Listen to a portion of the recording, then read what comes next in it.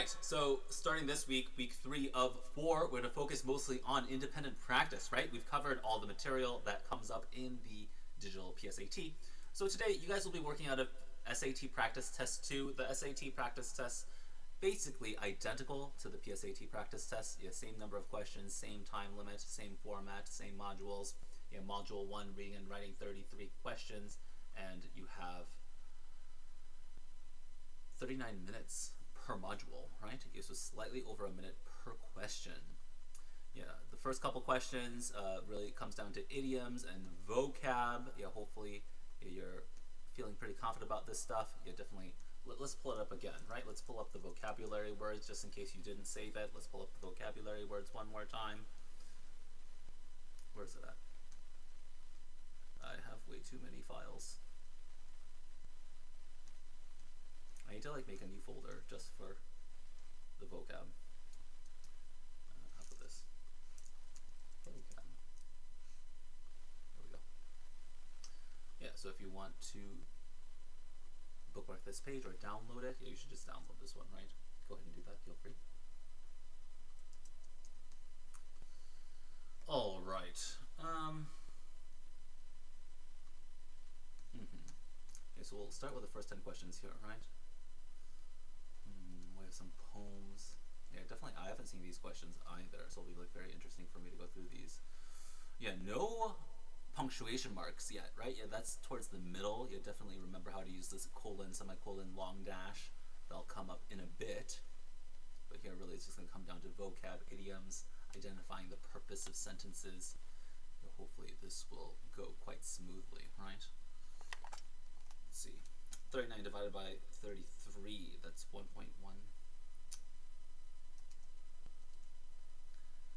1 minute, 11 seconds per question.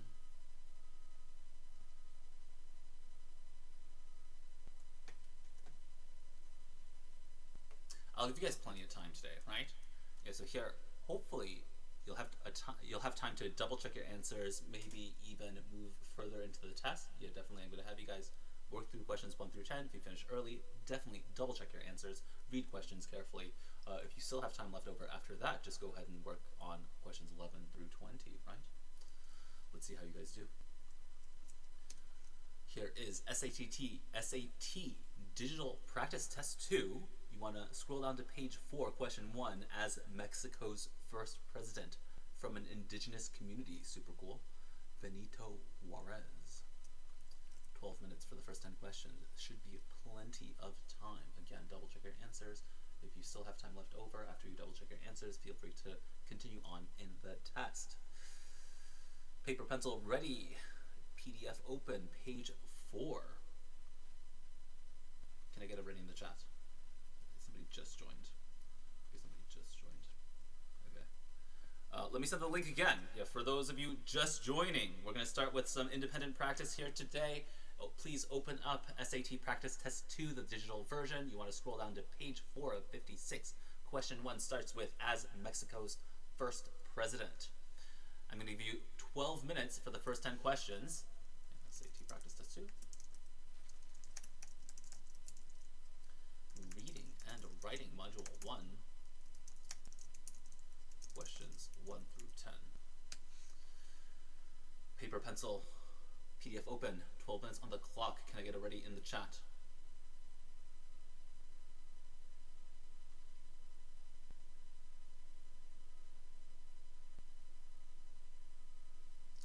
I'll give you a 2-minute warning. Let's be good.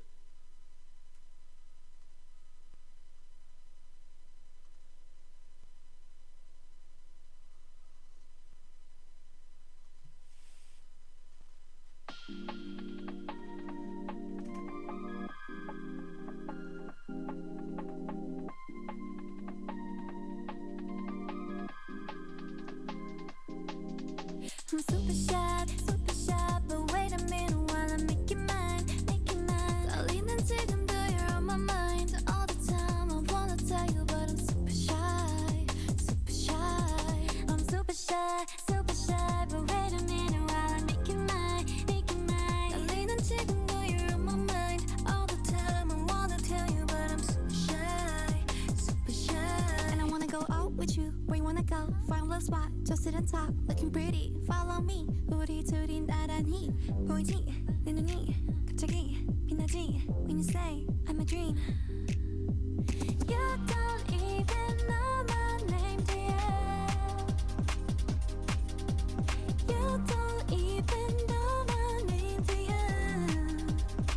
누구보다도 I'm super shy, but wait a minute while I make you mine, make you mine. 떨리는 지금도 you're on my mind all the time. I wanna tell you, but I'm super shy, super shy. I'm super shy, but wait a minute while I make you mine, make you mine. 떨리는 지금도 you're on my mind all the time. I wanna tell you, but I'm super shy, super shy. 나 원래 말도 잘하고 그런데 왜 이런지 I don't like that. Something out about you, yeah, you're special and you know it, you're the top, babe. I'm super shy, but wait a minute while I make you mine, make you mine. 떨리는 지금도 you're on my mind all the time. I wanna tell you, but I'm super shy, super shy. I'm super shy, but wait a minute while I make you mine, make you mine. 떨리는 지금도 you're on my mind all the time. I wanna tell you, but I'm super shy, super shy. You don't even know my name, do you? You don't even know my name, do you? 누구보다도 You don't even know my name, do you? You don't even know my name, do you?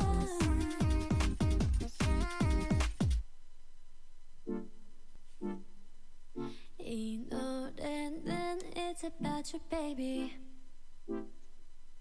Only you. You. 내가 힘들 때, 울 것 같을 때, 기운도 이젠 나지 않을 때.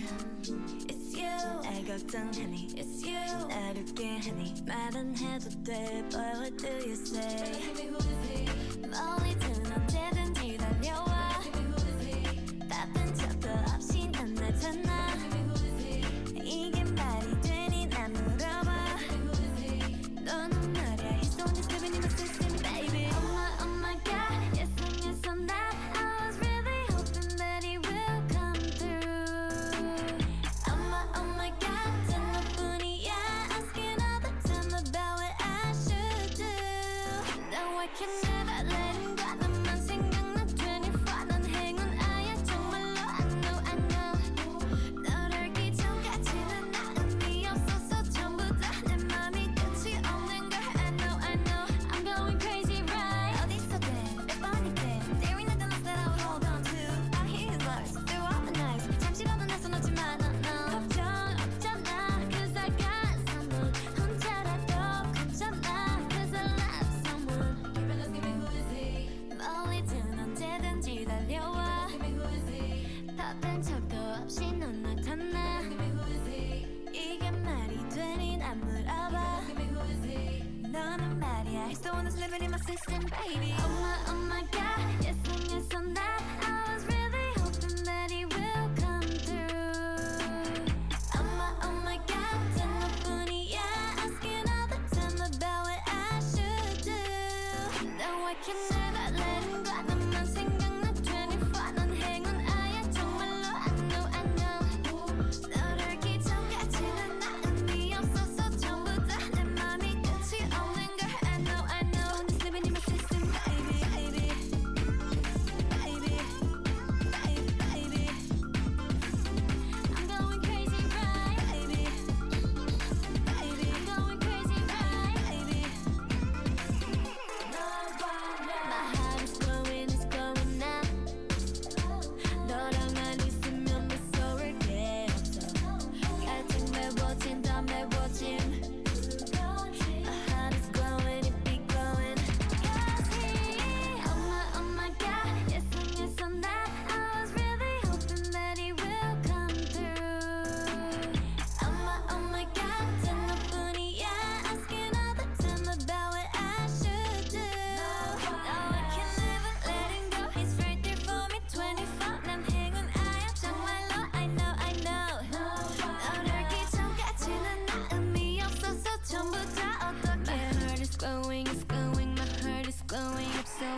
sleep at night.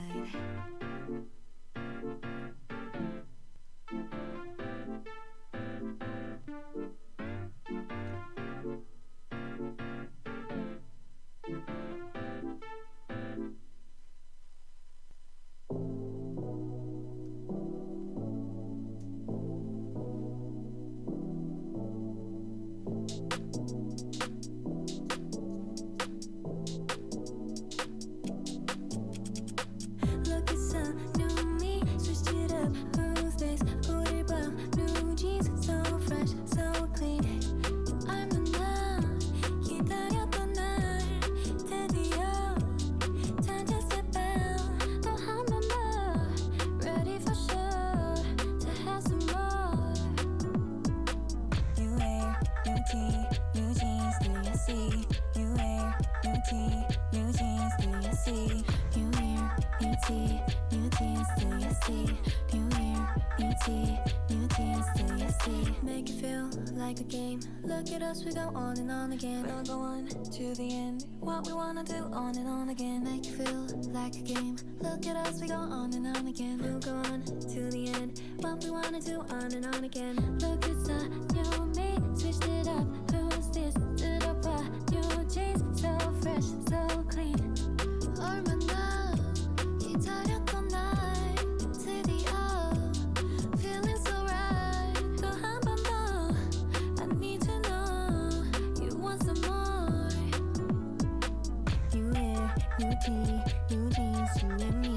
New hair, new tee, new jeans, you and me. New hair, new tee, new jeans, you and me. New hair, new tee, new jeans, you and me.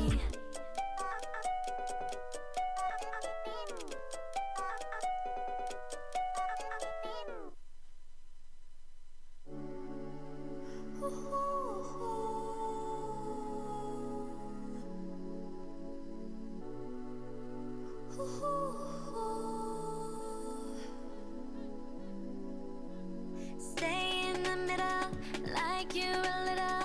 Don't want no riddle. 말해줘, say it back, oh say it out. 아침이 너무 멀어서 say it out. 훌쩍 커버렸어, 함께한 기억처럼. 널 보는 내 마음은 어느새 여름 지나 가을 기다렸지. All this time.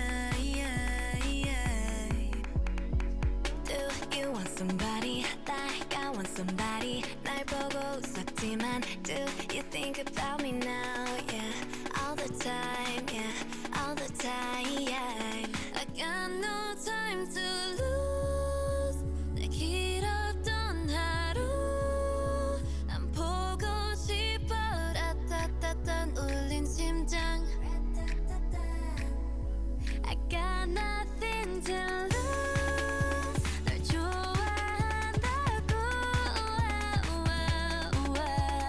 라따따따 울린 심장. But I don't want to stay in the middle, like you a little. Don't want no riddle.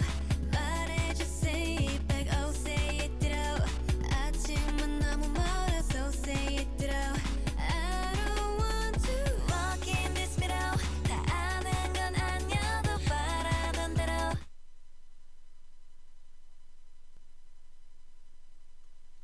2 minutes left. 말해줘, say it back, oh say it out. I want you so say it out. Not just anybody, 너를 상상했지. 항상 다 있던 처음 느낌 그대로 난 기다렸지. All this time I got nothing to lose. 널 좋아한다고. 라따따따 울린 심장. But I don't want to stay in the middle, like you're a little. Don't want no riddle. 말해줘, say it back, oh say it out. 아침이 너무 멀어서 say it out. I don't want to walk in this middle. 다 아는 건 아니어도 바라던 대로. 말해줘, say it back, oh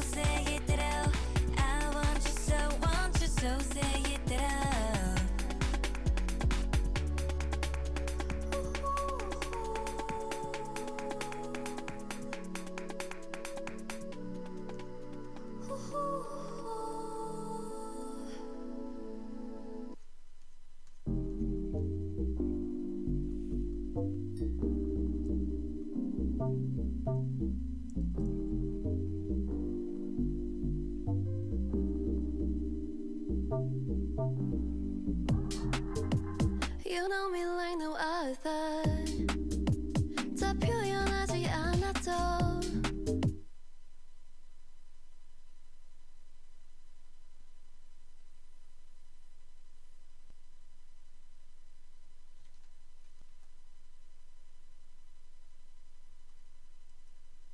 All right, 12 minutes is up. Hopefully everyone finished the first 10 questions comfortably.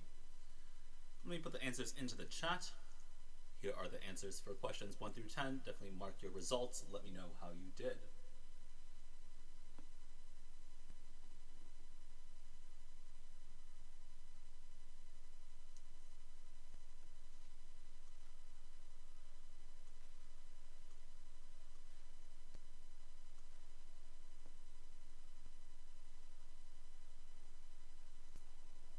Missed question 6. Only one wrong. Phenomenal results. Let's take a look at question 6. Can I send the link again for the test? No. Here is the link to the PDF. Question 6. Yeah, definitely if you're missing questions in the vocab section, you should write down, honestly, if you run into any words that you are unfamiliar with, you should absolutely write down, Google it, find the definition, practice it, right? Start a list of vocabulary words. Okay. Question 6. According to U.S. tax policy expert, state taxes are blank. Other factors when considering an interstate move. Even significant differences in state taxation have almost no effect on most people's decisions, while differences in employment opportunities, housing availability, and climate are strong influences. Which choice completes the text with the most logical and precise word or phrase? Yes. So here, what are they saying, right? They're saying, like, tax, like individual state tax percentages don't really determine whether or not someone's going to move there. I mean, I know people love to, like, adults love to meme about, like, I'm going to move to Texas because Texas has way less taxes than California. Like, I mean, some people do that. Like, billionaires will do that. But, like, if you're not a billionaire, this type of thing, like, do you think, like, saving $10,000 on taxes a year is more important than, like, living in San Francisco, right? Like, if you give me the choice, do I want to live in San Francisco for an extra $10,000 or do I want to live in Dallas? I'm definitely picking San Francisco, right? I don't know. Like, some people love Texas, but I absolutely am not made for Texas. I can't handle the heat. Also, I want to be able to knock on people's doors without getting shot. I'll take the homeless, right? I would rather deal with the homeless than, like, wonder if I'm going to be shot every time I knock a door in Texas. Sorry. Why am I like this? Stop it. Okay, let's talk about the question. So we have, so this person's saying that, like, what things that are more impactful on people's decisions on where they choose to live are climate, housing availability, and employment opportunities. That's way more important than the tax rate. So we're talking about state taxes are smaller than other factors, overshadowed, right? Like, what did you pick here? Yeah, these seem pretty straightforward. We have consistent, representative, overshadowed, irrelevant. This word just does not make sense. So if you say, like, so let's say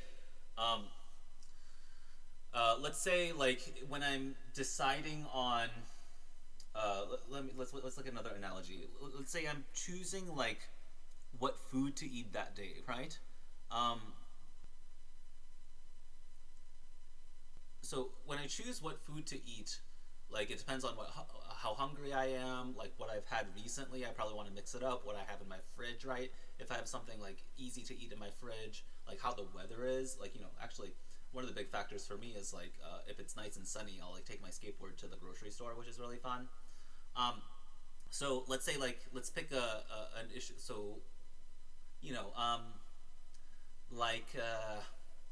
the color of my walls. Like, the color of my walls is irrelevant, right?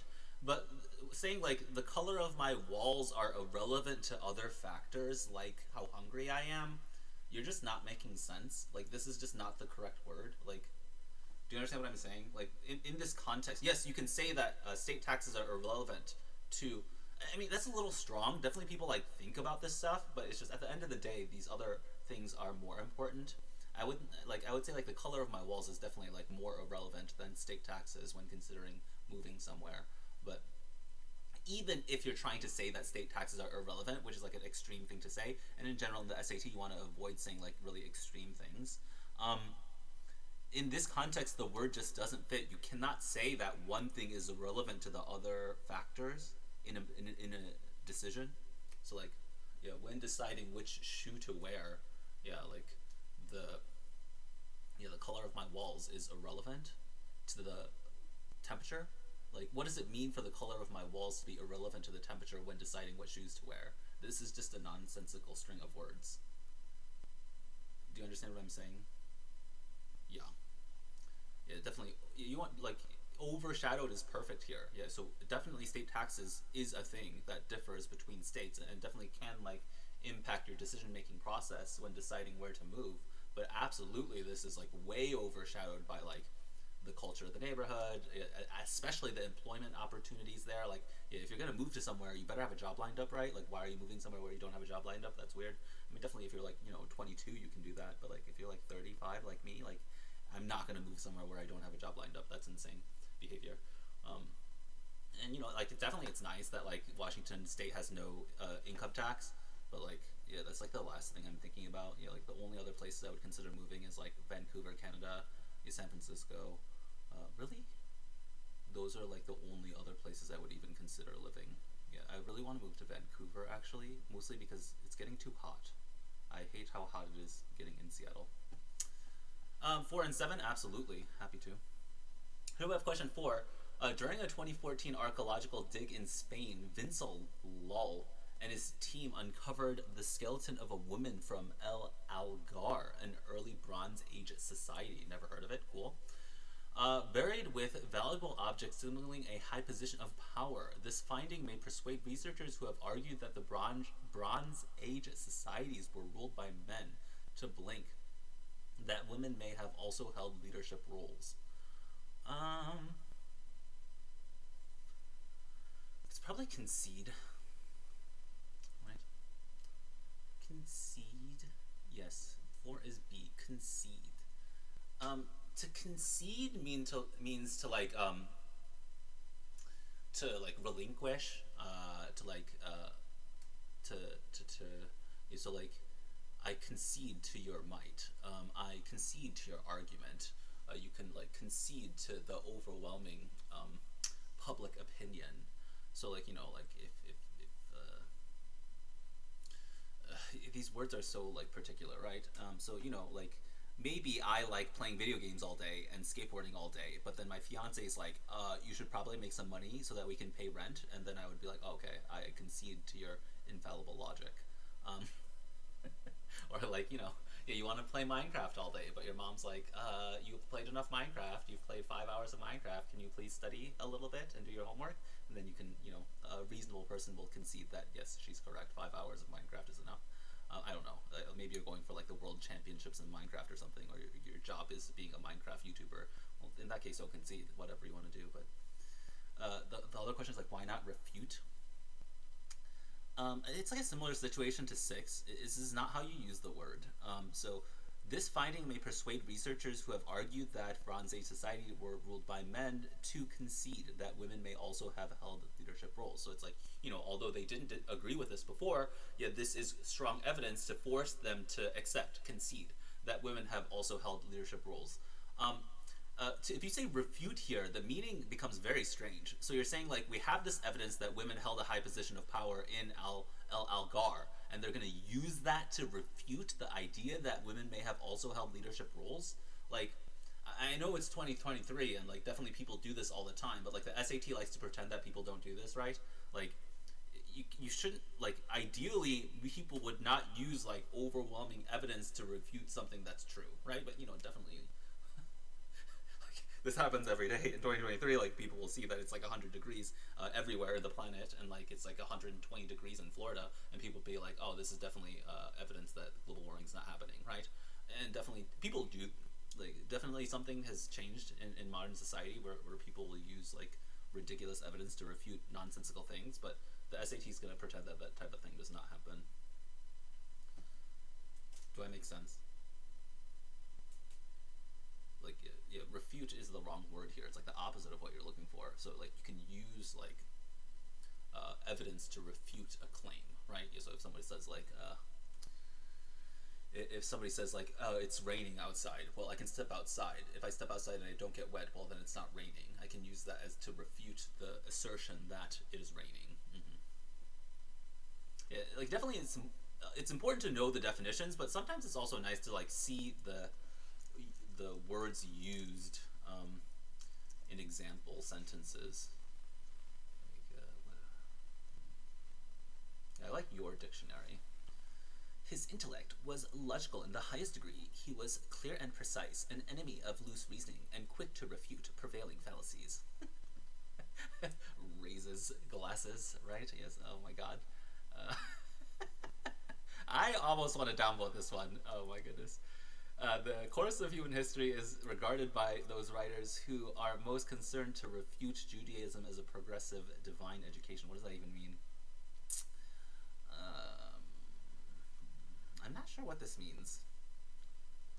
The course of human history is regarded by those writers who are most concerned to refute Judaism as a progressive divine education. I don't want to get into it. Yeah, a little bit too controversial for me. To see the absurdity of the second paradox of relativity is easier than to refute it. There is no data to accept or refute this hypothesis. Yeah, this is like the classic use of the word refute. You can refute a hypothesis. If someone says, like, maybe elephants are big because they eat lots of peanuts. Well, you can easily refute that. Yeah, mice also eat lots of peanuts. They're small. There was another one. 7. The author's claim about the relationship between Neanderthals and Homo sapiens is blank, as it fails to account for several recent archaeological discoveries. To be convincing, his argument would need to address recent findings of additional hominid fossils, such as the latest Denisovan specimens and Homo longi. What does that mean? So we have, so there's an author. He's making a claim about the relationship between Neanderthals and Homo sapiens. Homo sapiens, that's us. Neanderthals was like a competing, like humanoid group back in the day. So there's this claim, and it is something. There's a claim that has some trait, and this claim fails to account for several recent archaeological discoveries, so maybe outdated. To be convincing, his argument would need to address recent findings, so it's like incomplete.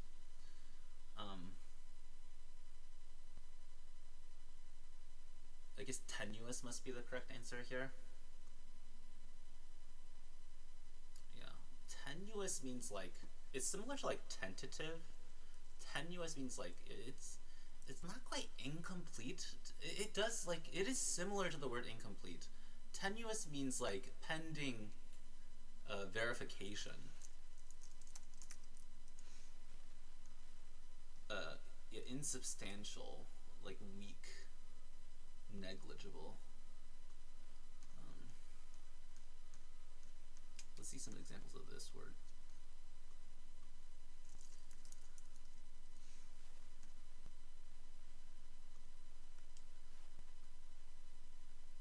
I had little doubt Quinn would tell Howie, disrupting his tenuous relationship with Julie, right? Yeah, so if you say you have a tenuous relationship with somebody, that means it's like, I guess it just means weak. Yeah, I used to think it means like it's on the edge of like falling apart. It's like obviously like the vibe is slightly different from weak, but I guess you can think of it as just weak. Yeah, Sarah broke the silence with a tenuous giggle. Yeah, so yeah, a tenuous giggle would mean like very nervous giggle. He felt his grip on reality was becoming increasingly tenuous. Yeah, about to break. Yeah, this is kind of how I think about tenuous. About to break. Needing fixing. And that's what we're looking for here. Hopefully, like once you see those examples in the definition, it's starting to make sense, right? Yeah. So the author's claim about the author's claim is tenuous. It needs to be revised.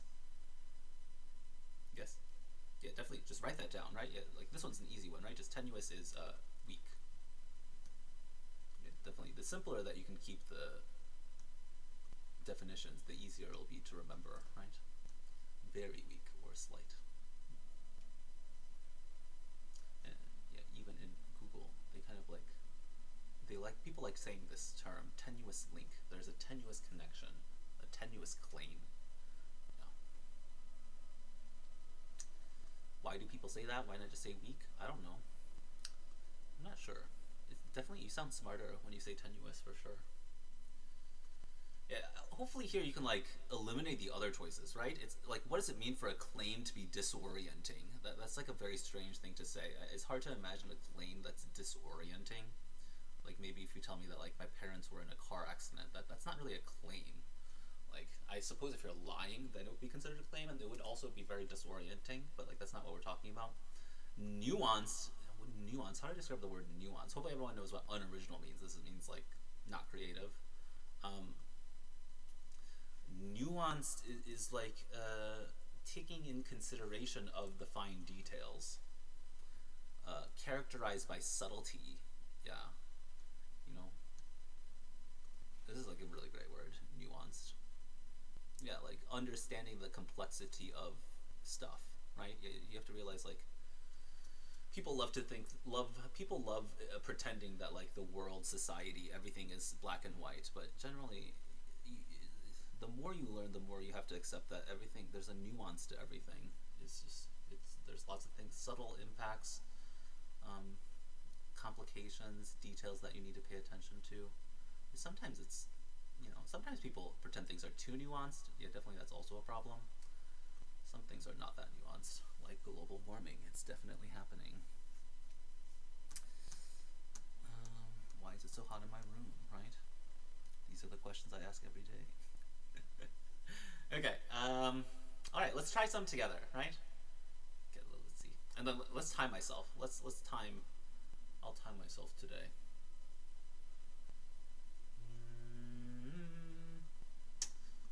Yeah, I'll work from test 3.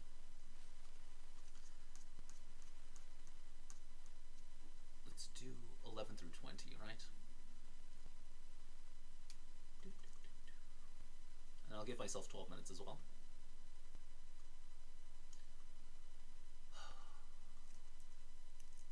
Stressful, stressful, stressful, stressful.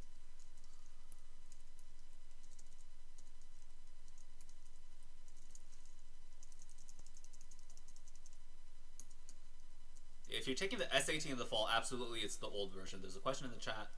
Just to make sure if I want to take the SAT in the fall, it's still the old version. Absolutely, yes.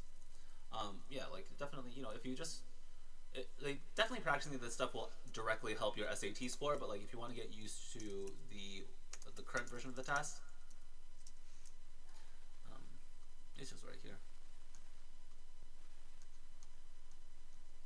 Yeah, I mean, they're very similar. Yeah, there are some key differences, but yeah, you should definitely try one of the old ones if you're going to take the old version of the SAT.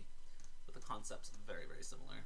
I would say if you want to quickly go over the key differences here, definitely the time management is slightly different. Yeah, so here, the other big difference is that you read full passages and then answer questions, like 10 questions, 11 questions per passage. That's very different from the new test, right? The new test is just like self-contained. Every question has its own little blurb. Yeah, but in the old version, there's like 11 questions per passage. And then and the reading and writing is split. Yeah, so it's reading for 52 questions, and then you do the grammar, but it's also in this like passage format. You have a long passage, and you do questions based on the passage. And then the math test, also quite different. The big difference in the math test is that you have 20 questions, no calculator. And I would say, honestly, the math questions, they used to be a lot harder. They've really toned down the math questions for the new test.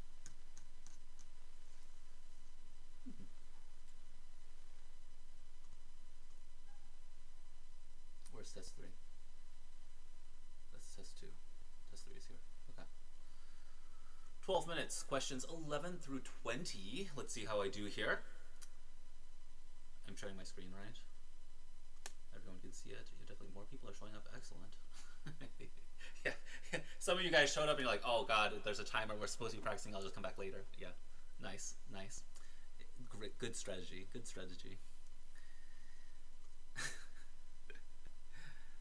Questions 11 through 20, test 3. Let's begin. The following text is from Jane Austen's 1811 novel Sense and Sensibility. Elinor lives with her younger sister and her mother, Mrs. Dashwood. Elinor, the eldest daughter, whose advice was so effectual, possessed a strength of understanding and coolness of judgment which qualified her, though only 19, to be the counselor of her mother and enabled her frequently to counteract to the advantage of them all that eagerness of mind in Mrs. Dashwood, which must generally have led to imprudence. She had an excellent heart, her disposition was affectionate, and her feelings were strong, but she knew how to govern them. It was a knowledge which her mother had yet to learn, and which one of her sisters had resolved never to be taught. According to the text, what is true about Elinor? Elinor, a very curious character. Apparently she's like way more responsible than her mother.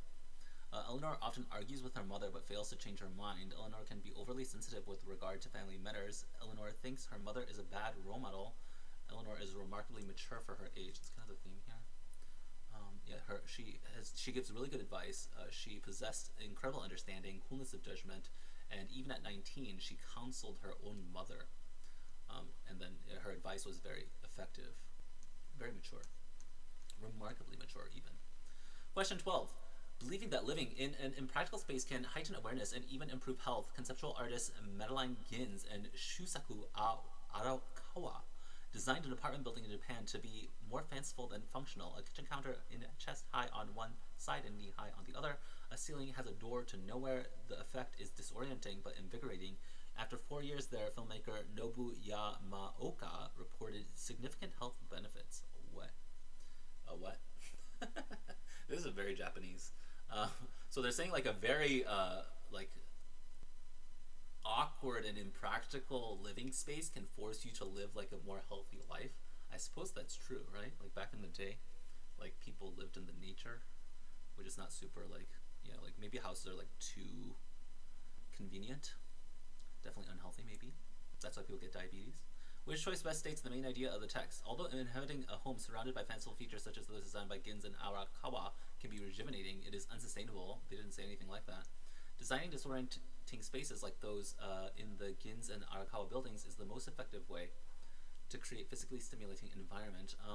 This one, the reason I don't like this answer is most effective. They definitely said it was effective, but I don't know if it's the most effective. As a filmmaker, Yamaoka has long supported the designs of conceptual artists such as Gins and Arakawa. This one's too general. The answer must be D here. Although impractical, the design of apartment buildings by Gins and Arakawa may improve well-being of the building's residents. Yes, that's exactly what they're saying. 13. In the research paper, students criticize some historians of modern African politics, claiming that they evaluate Patrice Lumumba, the first prime minister of what is now the Democratic Republic of Congo, primarily as a symbol rather than in terms of his actions, which quotation by the work from a work by a historian would best illustrate the student's claim. Okay, so the student is criticizing that people are not taking Patrice seriously. Lumumba is a difficult figure to evaluate due to the starkly conflicting opinions he inspired during his life and contributes to inspire today. B. Available information makes clear that Lumumba's political beliefs and values were largely inconsistent throughout his career. Lumumba's practical accomplishments can be passed over quickly. It is mainly the personification of the Congolese independence that warrants scholarly attention. Yeah, that's what we're talking about. Right? Yeah, this is exactly what we're talking about. Yeah, students is criticizing that people see him as a symbol. They are not looking at his actual accomplishments. That's exactly what they're saying here, right? You know, his accomplishments are not a big deal. Yeah, we care more about his symbol as a Congolese independence leader. Many questions remain about Lumumba's ultimate vision for an independent Congo without new evidence coming into sight. These questions are likely to remain unanswered. I have no idea what they're even talking about there. Some blah blah blah. Nothing. Less of nothing. 14. We have this percentage of Ondo State small-scale farmers who are female by main crop grown. What in the world does this mean? What is Ondo? It's a place. So cereal, root crop, non-root vegetables. So you're telling me that over half of farmers that grow non-root vegetables are female? Where is this place? Very curious. And we have North Ondo, Central Ondo, South Ondo. Geographer Adebayo Ulowole Eludoyen. Okay, I'm going to call that person AOE. And his colleagues surveyed small-scale farmers in 3 locations in Ondo State, Nigeria. Cool. Which has mountainous terrain in the north, urbanized center, coastal terrain in the south, to learn more about their practices, the types of crops they mainly cultivated. In some regions, female farmers are found to be especially prominent in the cultivation of specific types of crops, and even constituted the majority of farmers who cultivated those crops. For instance, non-root vegetables.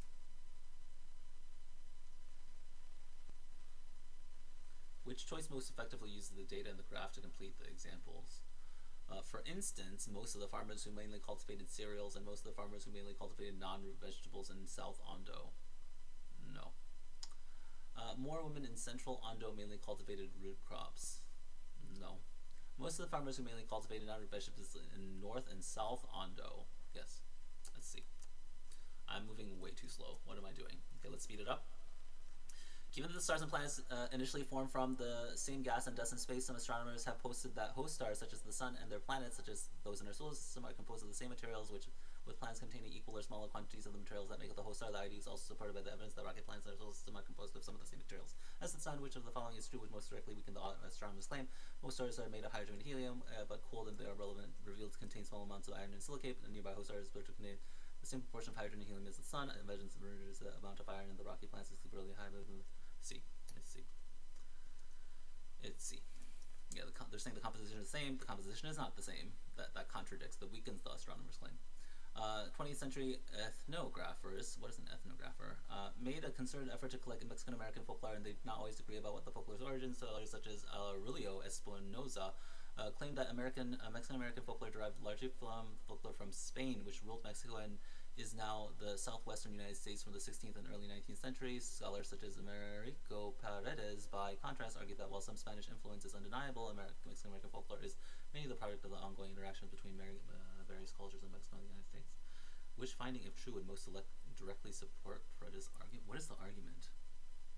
So, Paredes says a Spanish influence is undeniable. While Spanish influence is undeniable, Mexican-American folklore is mainly the product of ongoing interactions of various cultures. That's just a very strange claim. Very convoluted. A folklore that the ethnographers collected included several songs written in the form of decima, a type of poem originating in the late 16th century Spain. Much of the folklore that ethnographers collected had similar elements from region to region. Most of the folklore that ethnographers collected was previously unknown. It must be D. Most of the folklore that ethnographers collected consisted of corridos, ballads about history and social life of clearly recent origin. I like that. 17. In the early 19th century, some Euro-African farmers in the northeastern United States used agricultural techniques developed by the Haudenosaunee Iroquois people centuries earlier, but it seems that few of those farmers had actually seen the H farms firsthand, barring the possibility of several farmers of the same era independently developing techniques that the H people had already invented. These facts most strongly suggest what in the world are they talking about? So early 19th century, that's 1800s, Euro-American farmers, northeastern United States, used techniques from the Iroquois people, and a few of those farmers had actually seen them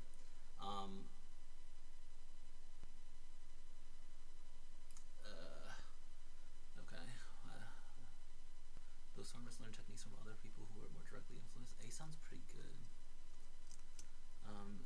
The crops typically cultivated by Euro-American farmers in the northeastern United States were not well suited.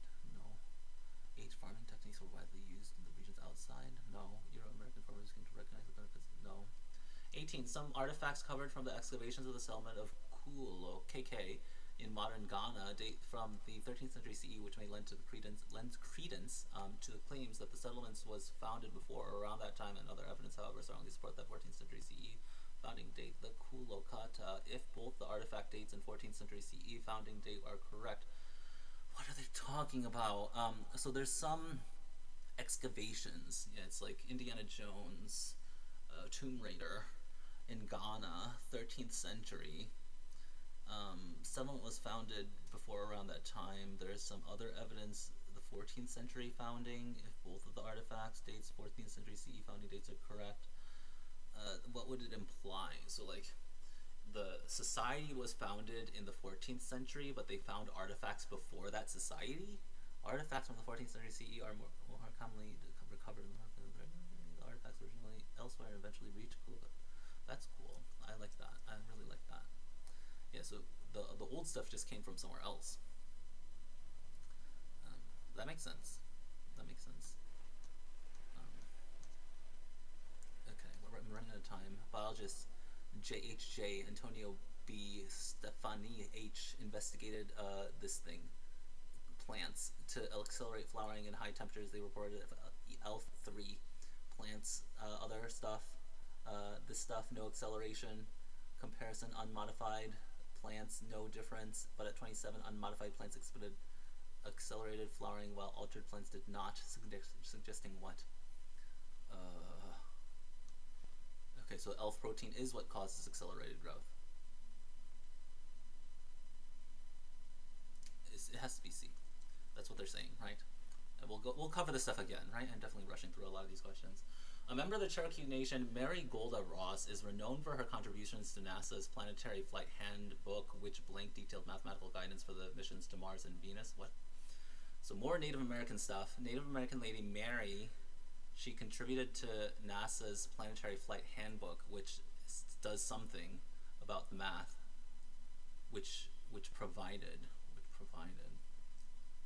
Oh, that was easy. That's just like grammar.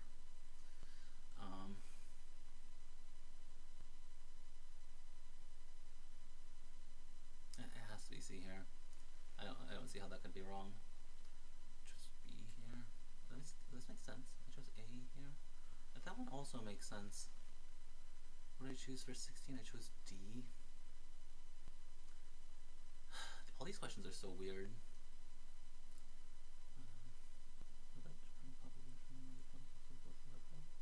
I don't know what that means. What did I choose here? I don't even have time to look at it. No, okay. We're done. That was hard. That was really hard. I spent too much time talking about nonsense at the beginning. It's just, I need to like, sometimes I talk too much. That's the main problem.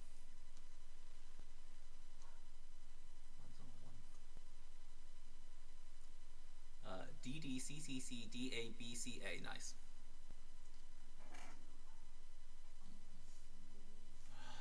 Why is it so stressful? It's so stressful. Like, doesn't even feel like a win anymore. I just feel dread. Oh god. Okay, let's break it down. Let's just do them all again. We talked quite a lot. Yeah, this one, hopefully it makes sense. I spent a ton of time here, right? Yeah, so we have Eleanor. Her advice is super effective, right? So effectual. She possessed strength of understanding, right? It definitely is like a very old style of English, right? Very rarely will you say, "Oh man, I am." You possess strength of understanding. You can say that. Definitely, it still makes sense. It's a very 1800s of you to say. Coolness of judgment. Yeah, this one is still. You could say this in 2023, right? You possess a coolness of judgment. Yes, now you sound like an elf or something. Which is fine. It's cool to sound like an elf. And even though she was only 19, she counseled her mother. Pretty ridiculous. And she was able to frequently counteract like the eagerness of the mind of Dashwood. That's like a very polite way of saying that her mom's very impatient. And she's imprudent, which just means like inelegant, lacking prudence. She had an excellent heart. Are we talking this one? This is an ambiguous pronoun actually. I think we're talking about Eleanor. Eleanor had an excellent heart, disposition, affectionate. Her feelings were strong, but she knew how to govern them. Blah blah blah. Very very mature. Yeah, that's like that's what we're saying. That's what it says.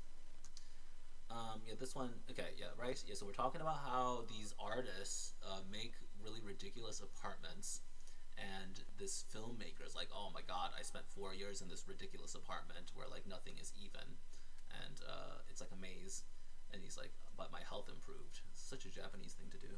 That's so weird. I'm curious. What are we talking about? I want to see one of these apartments. Oh wow. I like it actually. I want to live here. That'd be cool. Um, this one's kind of ugly.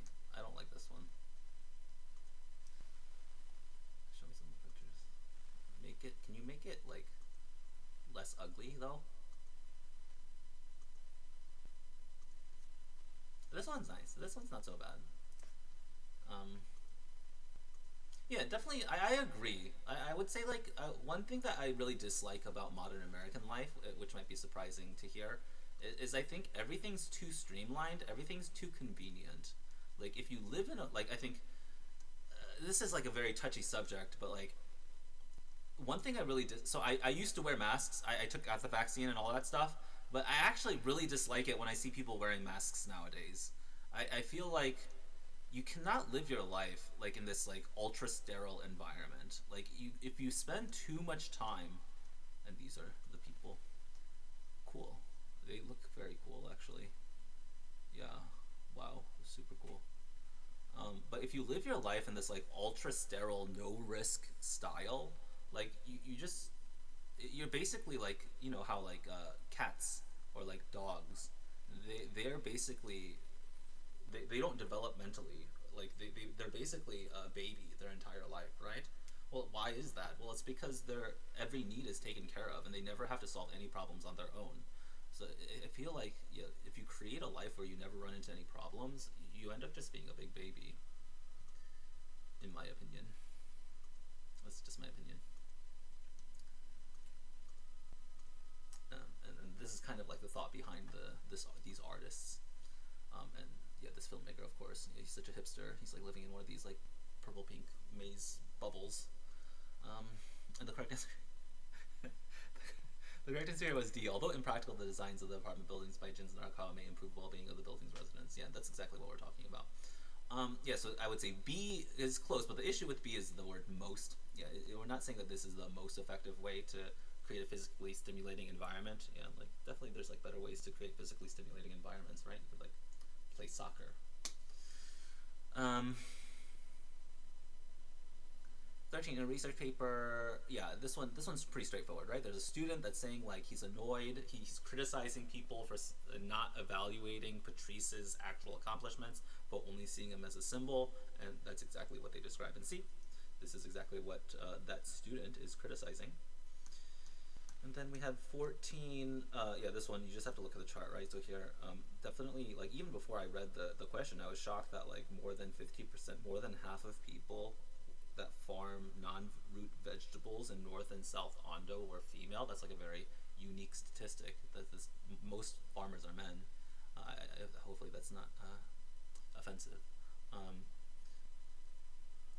So this one stuck to me immediately, and that's actually what they're asking about. Yeah, so that's what they want you to identify. Question 14, yeah, answer C. Most of the farmers who mainly cultivated non-root vegetables, dark bar, in North and South Ondo were women. Yeah, exactly. 15, yeah, so this one, what is it that they're exactly saying? They're saying this passage states that the planets of a solar system are composed of the same materials as their host star, which is a very odd thing to say, because like Earth is made of like mostly rock, and like the sun is mostly made of hydrogen. This is like a very strange thing to say. I don't like it. Correct answer here was C. Evidence emerges that the amount of iron in some rocky planets is considerably higher than the amount of their host star. Like, yeah, so this would this concept, this evidence, it directly counteracts this claim, right? There's a claim that planets are made of the same stuff as the stars. Not only that, their composition is the same. So if the composition is not the same, the amount of iron in rocky planets is considerably higher than the sun. Well, this just directly contradicts this passage right here. It directly weakens the astronomer's claim. Right, pretty straightforward, I think. This one was the complicated one. So in the 20th century, I don't even know what ethnographers are. It sounds offensive. I'm becoming Gen Z. I don't know what it means. I think it's offensive. it's, it's a person who studies or describes the culture of a particular society or group. Yeah, because they come from the UK and they judge other societies and they call them savages, right? That's what we're talking about.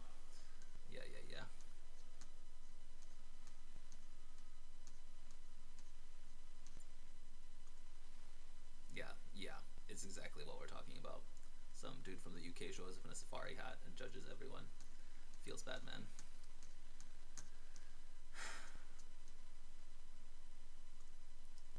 Depressing. Okay, so we have some ethnographers, and they're judging Mexican American folklore. And these ethnographers don't always agree about where the folklore comes from. Aurelio Espinosa. This person does not sound English. This person's like Spanish. Oh, he's American. Stanford professor way back in the day.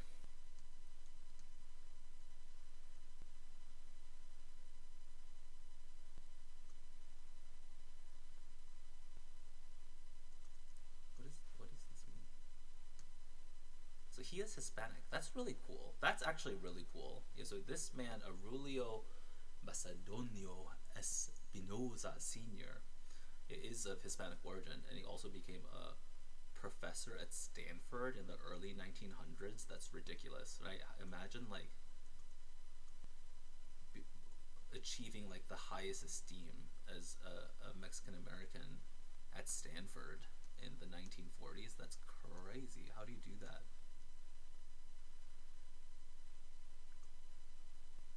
He went to the University of Chicago. Wow, well traveled, brilliant.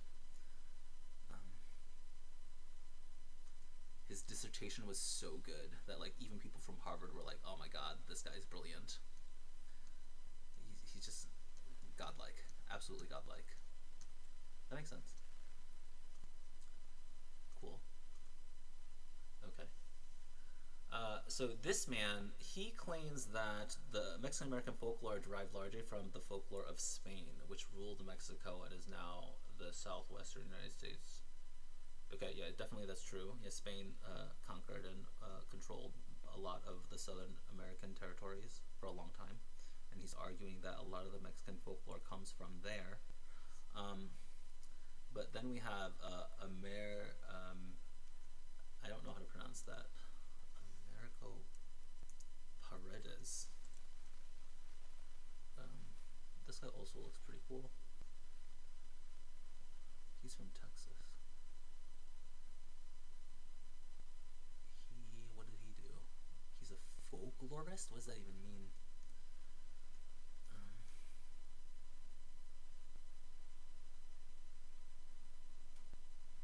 he just seems like a cool dude. Just from this picture, I like his vibe. He really likes Mexican poetry. He's a sensitive soul. And this man, he doesn't agree with Aurelio. Yeah, everyone loves Aurelio, right? He's like this Mexican dude that became a professor at Stanford way back in the day. But like, it's important to like not get blindsided by like a person, right? Yeah, you need to, especially like in this type of field, you need to take their argument. Yeah, you need to be able to detach arguments from the people. And Americo is able to do that, and he argues that definitely there is Spanish influence. That's undeniable. If you get conquered by some other country, obviously your life is going to be influenced by that. But he argues that modern folklore is modern. Like it's like yes, the Spanish conquest of the Americas were a big deal, but like what else is a big deal? Like our life right now. Um, Correct answer was what? 16 is D. Most of the folklore that ethnographers collected consisted of Corodo's ballads about history and social life, clearly of a recent origin. Yeah, so really, the part that gives it away is this part, right? A recent origin. Yeah, so hopefully you realize like the Spanish rule of Mexico ended a long time ago. I don't even know when it ended. 1821, a really long time ago. I know very little about Mexico, actually. I should know more. And then the other ones, yeah. So this A is the opposite of what we're looking for, right? This supports Aurelio, not Americo. And then B, I don't. This is irrelevant. It doesn't really apply to either arguments. Most of the folklore that ethnographers collected was previously like again. This is even more irrelevant than B. Yeah, the obvious answer. 17. In the 19th century, we have some Euro-African farmers in the northeastern United States. They used, okay, this one's the crazy one, right? The agricultural techniques. So early 19th century, so we're talking about the 1800s, early 1800s. They use agricultural techniques developed by the Haudenosaunee. And these techniques were developed hundreds of years before that. But the interesting thing is that the people using these techniques, they have never seen like the Haudenosaunee farms firsthand. Okay, so somehow they're using these techniques, but they've never seen the actual techniques, which is crazy. Barring the possibility of several farmers of the same era independently developing techniques that the Haudenosaunee people had already invented. What does that mean, right? This is a little complicated. So they're saying like, okay, there is like this minute possibility that a bunch of people in America developed all these techniques independently, but like that seems very unlikely, right? What is the probability that a bunch of people develop these very specific farming techniques by themselves? I feel like it's much more likely that just they taught it to each other. Once one person learned it from the Haudenosaunee. Yeah, so if we ignore the fact that let's ignore the possibility, bar the possibility that a bunch of these people just spontaneously developed these techniques independently. That's like a ridiculous idea, right? Let's ignore that possibility. Well, then the fact that all these people know these techniques, even though they've never seen the Haudenosaunee people's farms, strongly suggests that those farmers learned the techniques from other people who are more directly influenced by the Haudenosaunee practices, right? Like, yeah, definitely lots of things going on here, and like definitely the hardest part is like pronouncing this word, but like you don't get too caught up on that stuff, right? Haudenosaunee. Oh god, I butchered it. Absolutely butchered it.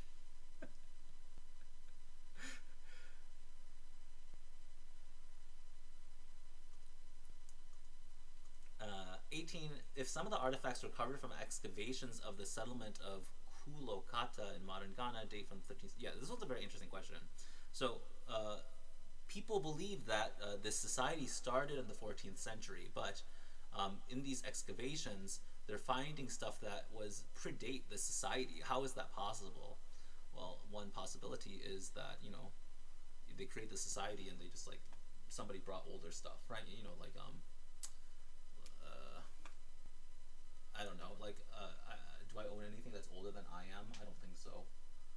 But it happens sometimes, right? Like maybe like your parents gave you an original Game Boy, right? Yeah, so here, like I have a Game Boy Pocket right here, and then this is like you can tell it's super old. Like all the art is like mega faded, right?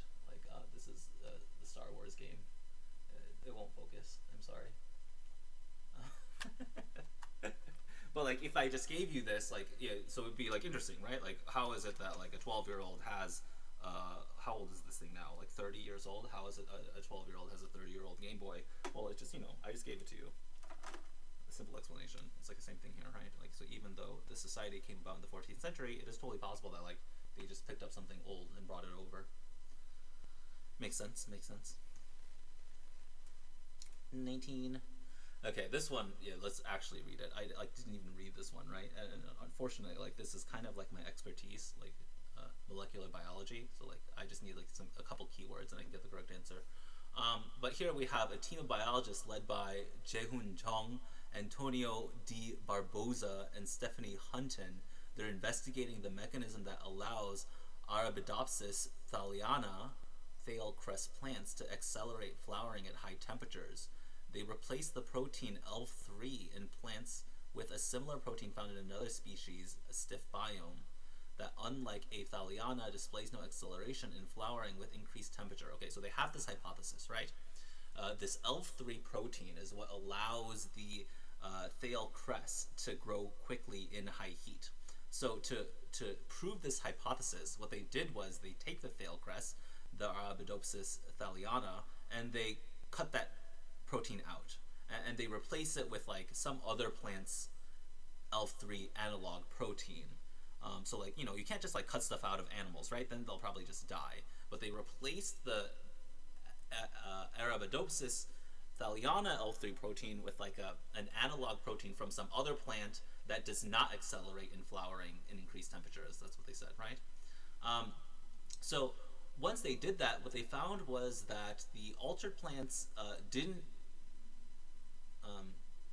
So at 22 degrees Celsius, what is that? 22 degrees Celsius, I think that's going to be like 72 degrees. Yeah, I'm so good. I'm so good, bro. That's ridiculous.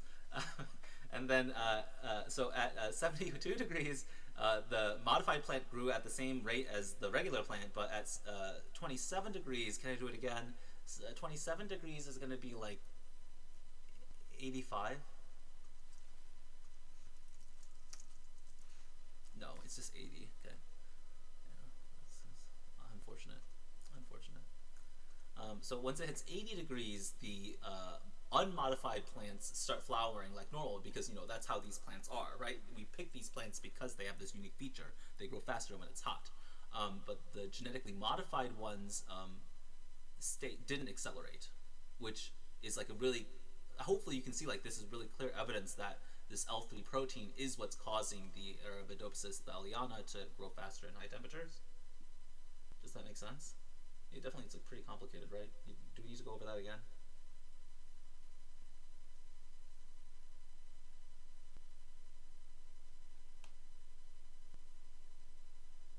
So we have this flower. There's something very unique about this flower. It grows faster when it's hot. And these people, Jae-Hoon Jung, Antonio D. Barboza, and Stephanie Hunton, are convinced that ELF3 is what allows these plants to accelerate when it's hot. So what did they do? They took the plant, they genetically modified it to get rid of this protein, and the plants without this protein don't grow faster when it's hot. That's like exactly what we're looking for, right? Okay, so here the correct answer is C. The ELF3 protein enables A. thaliana to respond to increased temperatures. Like, this is kind of like a standard technique in molecular biology nowadays. Science. 20. A member of the Cherokee Nation, Mary Golda Ross, is renowned for her contributions to NASA's Planetary Flight Handbook, which provided. Right? This is just basic grammar. Having provided what? No, stop. Which to provide detailed. Awful. Which providing detailed. I hate it. It's just this one. Like, I don't know. I don't know how to explain this one, right? I think. So it's like past tense, past tense, past tense, past tense, past tense. It definitely, in the SAT, usually this is all it comes down to. Definitely there are exceptions. Like sometimes you can mix like past tense and present tense in one sentence, but those setups are really rare. So you can say things like, I spent all day yesterday swimming. But like, that's like, I don't know why. Like if you ask me like, why can you say that? Why can you have a sentence, yesterday I spent all day swimming? So we have the spent, which is past tense, and then you have the ing. Why are you allowed to do that? I don't know. This is just how people talk. I mean that's like the extent of my knowledge as far as like, yeah, so there's the rule where verbs in a sentence must match, but then obviously there are some exceptions where they don't have to match. Like, I don't know how to describe I don't know why the exceptions exist. I don't know like the mechanism for why. I'm not convinced that there is a mechanism. It's just, this is just how people in America talk. Sometimes they mix the verbs. Like, I'm sure like somebody at Princeton can give you like a more legitimate reason, but like, I don't know. I'm not convinced. I'm not convinced. But definitely here, yeah, it's very simple, right? Renowned, detailed, provided. Okay. questions?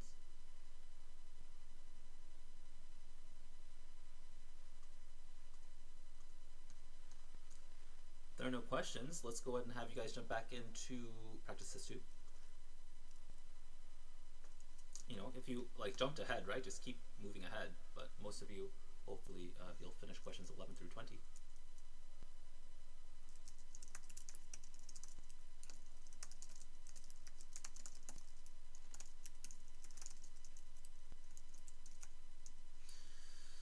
Another 12 minutes on the clock. Paper, pencil ready. You're looking at page 7 of 56, 2014. Amelia Kwan, another NASA person. Yeah, everyone works for NASA today. Okay. Yeah, read questions carefully. Eliminate incorrect answers. Try your best. Work quickly. Can I get a rating in the chat?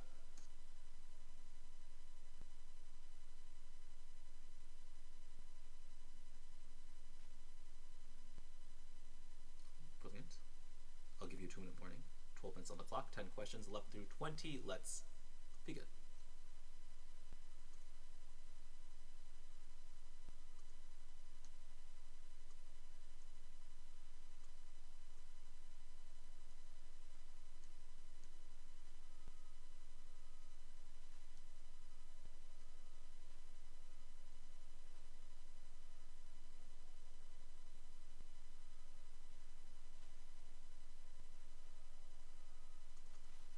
Alright, y'all, we better rewind. We better take it way, way back. It's that No Grave Gang, you know what I'm saying? Maybe take a trip into the underground.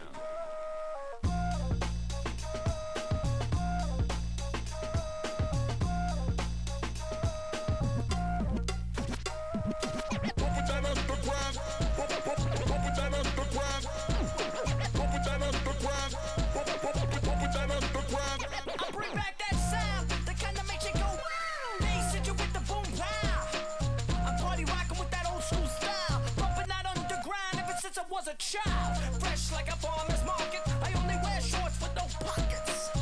Y'all wanna beast be mocking? Well, you better shut your mouth or zip it and lock it. I'm an originator, smooth flow creator. To the odd ones out, it's who I kicked up.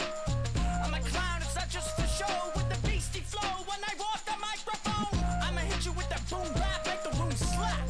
Let me take you way, way back. Kids all calling me whack, but I'm bringing back a sound that you can't, so take that.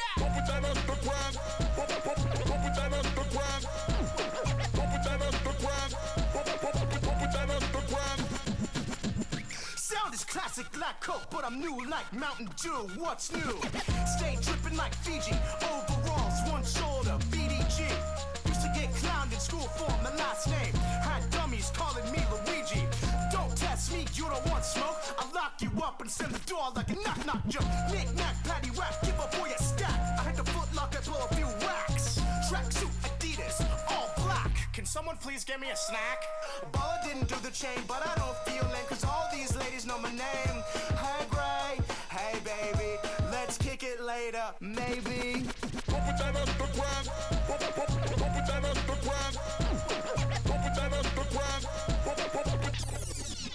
Now bring it around back with that beat that is bumping. Young MCs on the mic, keep them jumping. Healthy breakfast before I get my luncheon. A glass of OJ and a Captain Crunch Crunch and I'm hot.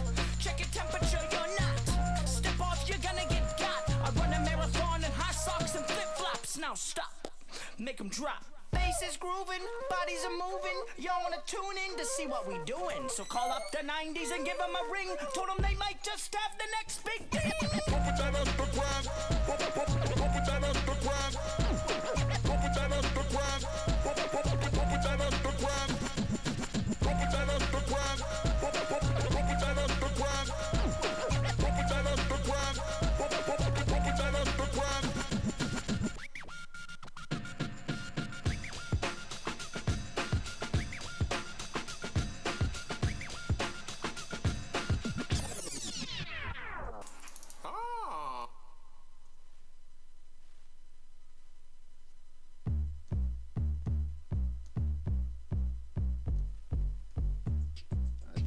Maybe. Hold on, I'll try to give it another go. I think we have a spy. I'll swing my 50 to her bitch, I hit the other side.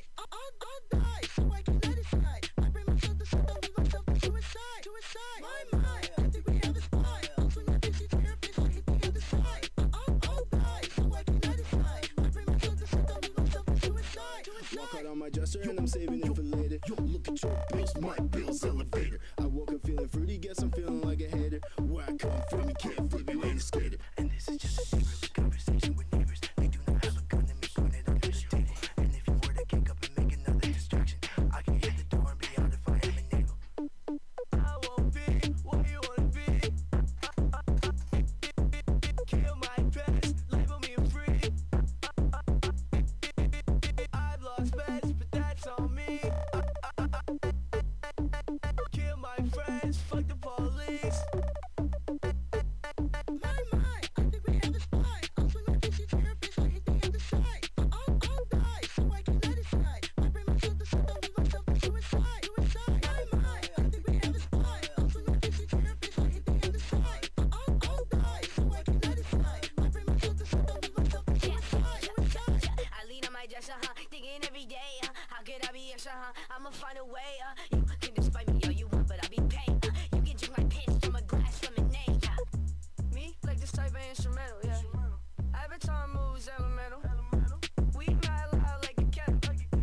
Crank that bass, no treble, yeah. You can hit me on my 7 digits. Text me, baby, I'm in it. And try not to get sentimental. Yeah, you like me, baby, I get it. Lucky like a lottery, please don't try to talk to me. I'ma try to walk away if you try to talk to me. Baby, wanna fuck in my truck, gas park in my farm. Take her around the barn, show them shawty, yeah, I'm hard. I think we have a spy. I'll swing my PC therapist, I hit the other side. I'll die, so I can let it slide. I bring myself to sit down with myself to suicide. My, I think we have a spy. I'll swing my PC therapist, I hit the other side. I'll die, so I can let it slide. I bring myself to sit down with myself to suicide.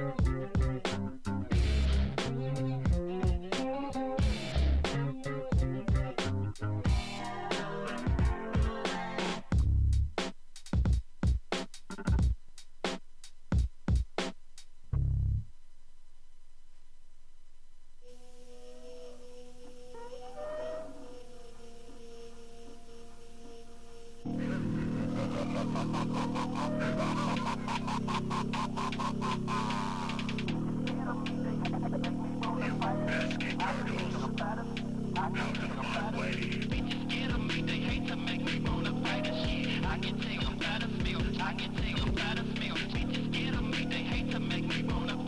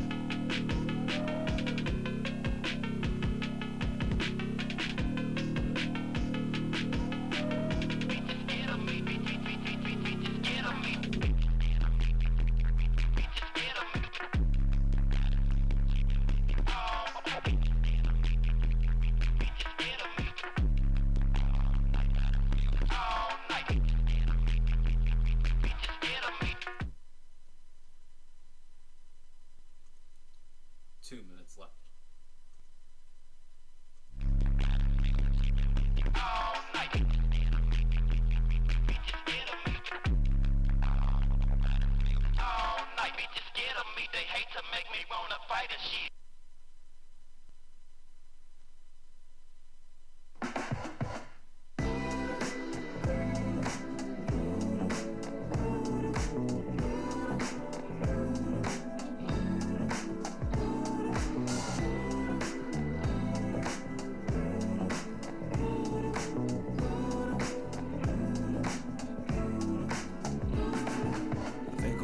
My pockets. Think my mama knows I'm never getting my doctorate. Think I wanna blink until my eyes dry out of my sockets. I think I wanna stalk all of my homies in my space.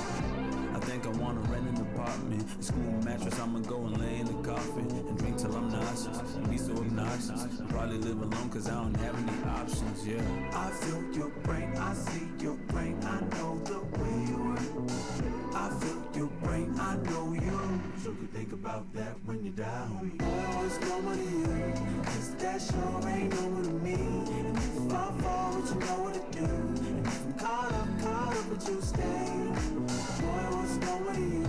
Cause that sure ain't normal to me. And if I fall, would you know what to do? And if I'm caught up, would you stay? I'm so important, I'm fucking gorgeous. Prioritize myself cause hell I know I'm awesome. My unpredictability should have you cautious. I'm also not American, so don't deport me. I think that I'm a threat to my development. I think my life is better when I'm celibate. Immediate attention ain't the best, and I surround myself with stress that I just gotta keep the pressure down, yeah. I feel your brain, I see your brain, I know the way you work. Yeah. I feel your brain, I know you.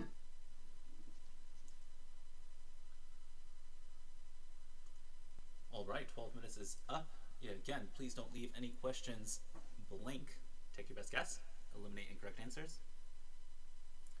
This is Digital SAT Practice Test 2. Module 1. 11 through 20. Starting from 11, we have A, 12A. Yeah, let me go ahead and just copy and paste these into the chat. Lots of A's here. A lot of A's here.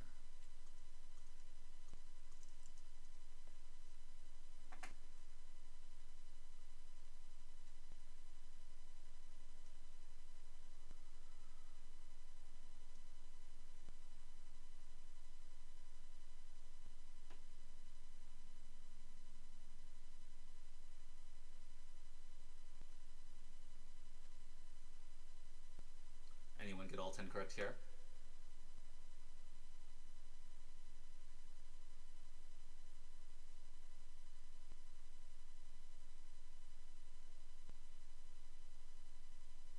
You missed 15.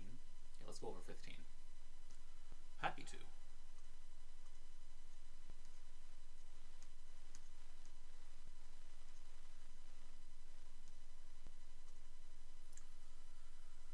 When digging for clams, their primary food, sea otters damage the roots of eelgrass plants growing on the sea floor. Near Vancouver Island in Canada, the otter population is large and well established. Eelgrass meadows are healthier than those found elsewhere off Canada's coast. To explain this, conservation scientist Erin Foster and colleagues compared the Vancouver Island meadows to meadows where otters are absent or were reintroduced only recently. Finding that the Vancouver Island meadows have a more diverse gene pool than others do, Foster hypothesized that the damage to eelgrass roots increases the plant's rate of sexual reproduction. This in turn boosts genetic diversity, which benefits the meadow's health overall. Which finding, if true, would most directly undermine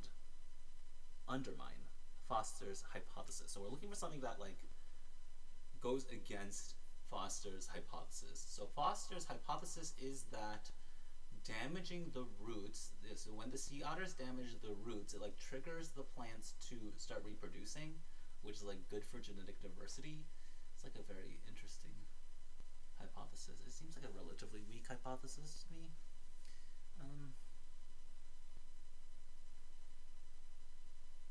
If I were to make a guess, why would eelgrass meadows be healthier? My guess would be, sea otters live where life is abundant. That's what I would guess. Yeah. So my guess would be that areas that are better for eelgrass causes more clams to live there because there's just like more stuff going on there, more nutrients, and then which in turn allows more sea otters to live there. Yeah, so sea otters don't want to live where conditions are bad, and where conditions are bad, the eelgrass is not as healthy. That I feel like that's the more natural assumption. I don't know. I mean, what do I know?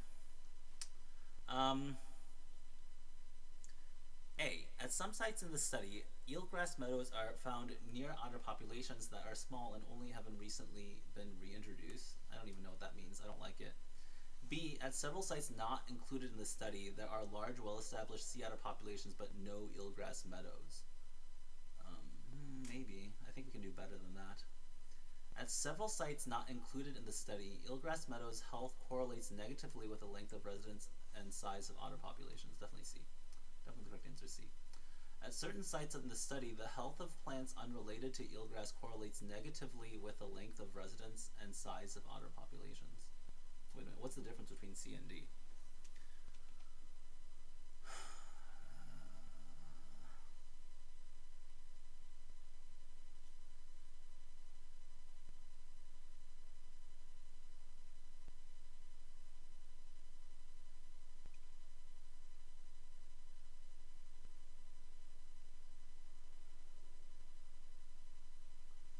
So the difference is like several sites not included in the study versus some sites in the study.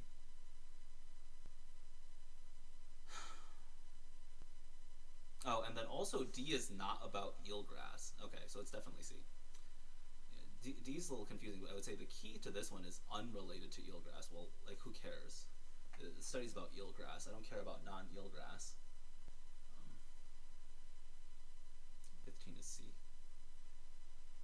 Yeah, why is it not B?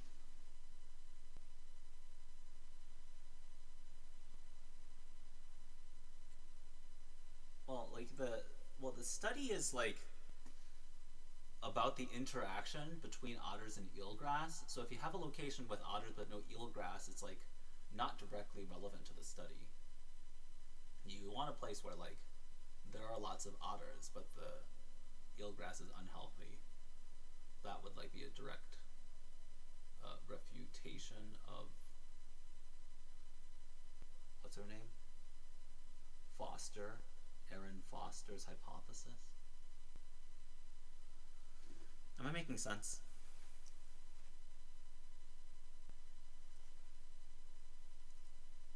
It's not that B favors the argument, it's that like B's not directly related to the argument. Yeah, so the argument that Foster is making is that sea otters inadvertently improve the health of eelgrass. So if you can demonstrate that, like, no, but in this area the sea otters cause the eelgrass to die, or like be less healthy. So here, like, if you might want to you might be tempted to interpret this as saying that the otters killed the eelgrass, but they didn't say that. If they did say that, like, there's a location where there used to be tons of eelgrass, sea otters were introduced and all the eelgrass died, that would be even better. But like, you can't make that assumption here for B. Like here, the more natural assumption is that like there just happens to be a place with otters with no eelgrass. This is not relevant to what we're talking about. What is eelgrass? Oh, pretty.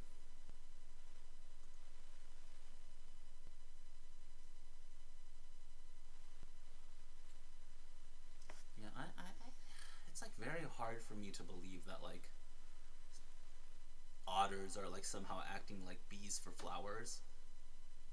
I don't think that makes sense.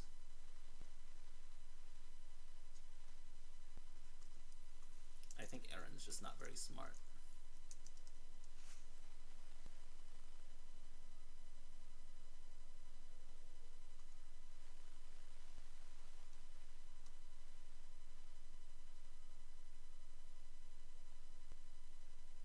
I suppose it is possible. Like, what's our argument here? So like another good experiment would just be like have some people mess around with eelgrass and see if that is like improves eelgrass health over time.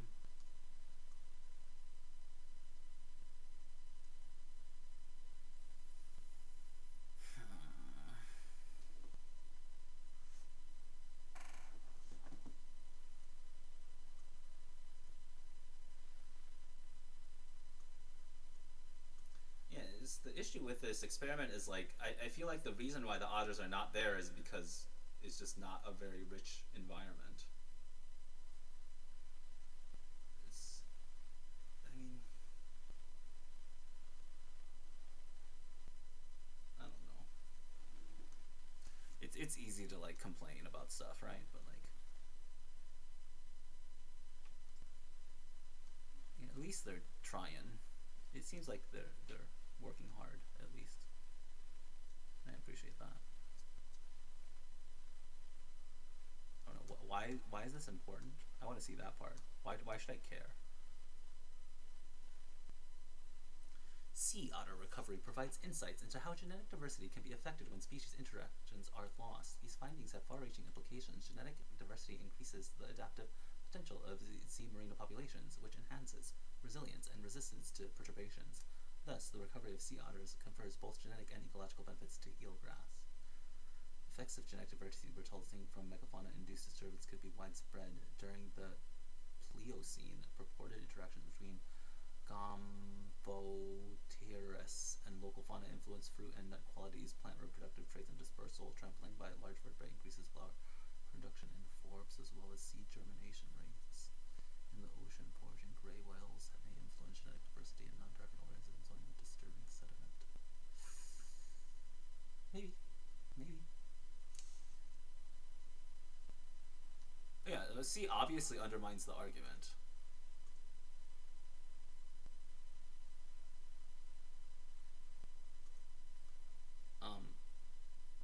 So they're saying like there's a study, and they're claiming that sea otters help the genetic diversity of eelgrass, and then the eelgrass can proliferate. But what if there's these other places where there's a lot of sea otters, but the eelgrass health is bad? Yeah, maybe you're struggling with these words here. Correlates negatively with links of residence and size of otter population. Yeah, so correlates negatively would mean that like as the population of otters goes up, the health of eelgrass meadows goes down. Yeah, which is like this is the opposite of what Erin Foster is saying, right? She's saying like the more otters that you have, the healthier the eelgrass is going to be. But if there are locations where you have tons of otters, but the eelgrass is not healthy, this is like, this is the exact opposite of what Erin is saying. Yeah?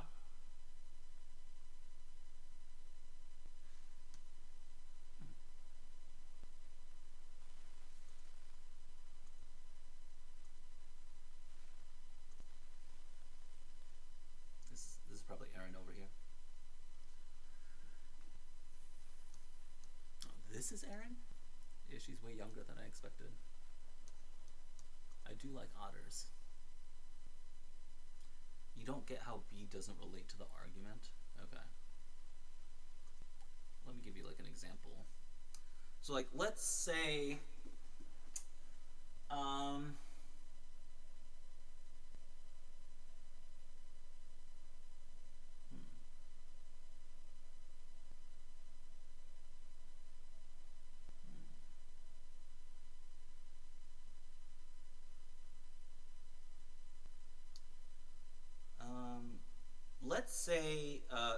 let's say okay, so here's an obvious one, right? You need rain to have a healthy forest, right? It needs to rain for there to be a healthy forest. Agree or no? Okay, yeah, so, but let's say, imagine if somebody made this counter argument. So someone wants to prove that you don't need rain to have a healthy forest. So somebody goes over to a desert. They turn on a giant hose and they're like, oh, well, it's raining in the desert now. There's no forest here. Like, obviously, it's not the rain that's causing the forest. Like, this is stupid, Like, the reason why there's no forest there was because there's no forest to start with. Like, the rain is, like, I'm not saying that the rain causes the forest. I'm saying that rain is a necessary ingredient for forests. Like, just because you dump water on a desert doesn't mean that there's suddenly going to be a forest. This is just, I don't know. Do you understand what I'm saying? Yeah, like that's kind of what's happening in B. Like, just because you like find a place with otters and no eelgrass, it doesn't mean that like Yeah, the argument is that the otters help the eelgrass. Like, you can definitely have otters and no eelgrass. Like, that's fine. Like, in that scenario, definitely the otters are not going to help the eelgrass because there's no eelgrass to help. Like, it's just, this is not relevant to the situation or the hypothesis, right? Like, like, what's another example, right?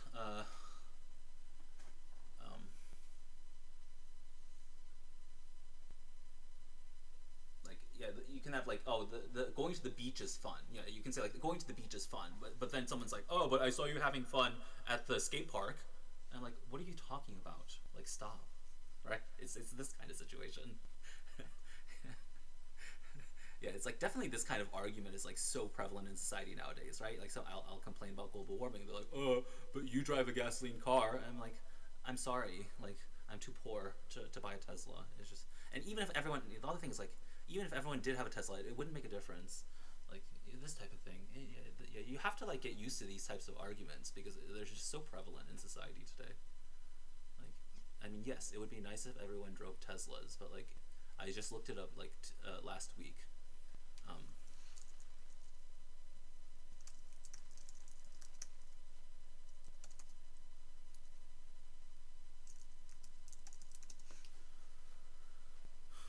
Yeah, I don't trust the EPA anymore. EPA is useless.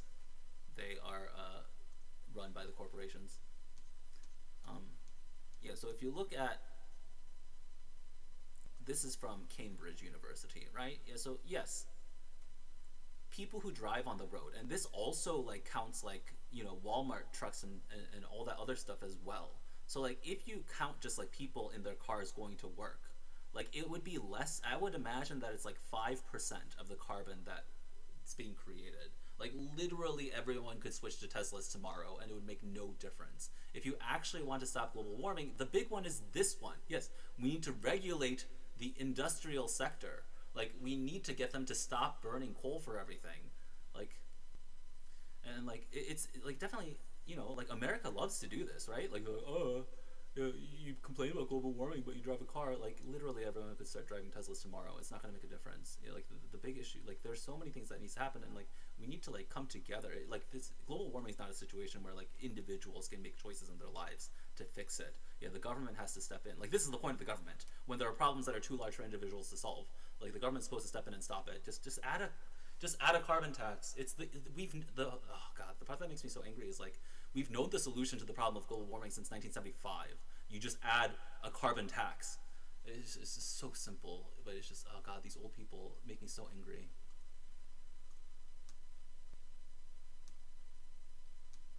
And like, just to show you like how like it pains me to say this type of stuff, but like, I miss when the American government at least used to pretend to care about its people. Like, this is where I'm at right now.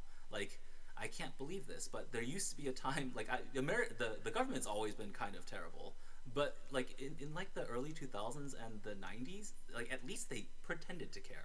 Now they don't even pretend to care. It's ridiculous.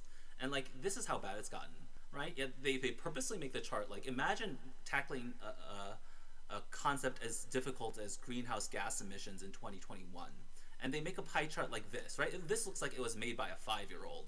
And they purposely pretend that transportation is the worst part. But if you look at the details, this combines, this is not, so it's very easy for people to misinterpret this as saying like, oh, people driving cars to work causes 28% of the carbon dioxide emissions, which is the biggest part of the pie. But if you look at the details, they're combining people transporting cars, but also trucks, ships, trains, and planes. Like, they're purposefully misrepresenting the information. It's so frustrating. The reason why they're doing that is because the people who make this stuff is being paid off by ExxonMobil. It's so ridiculous, and I hate them. Government's so useless. Sorry about that. It's just, I don't know. It's like, it's so hot this year, and this is all I've been thinking about this summer.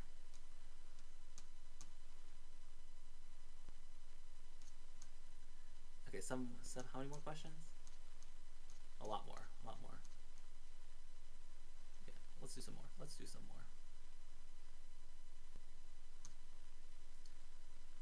It's another 12 minutes. Let's do 21 to 30. Definitely it gets harder from here, right? Let me concentrate. Let's take a deep breath.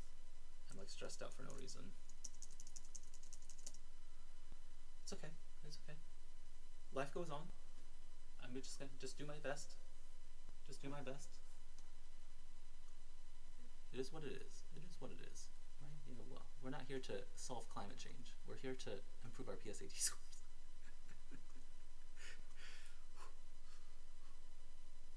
So I think this is the portion where the colon, semicolon, long dash, this stuff becomes important, right?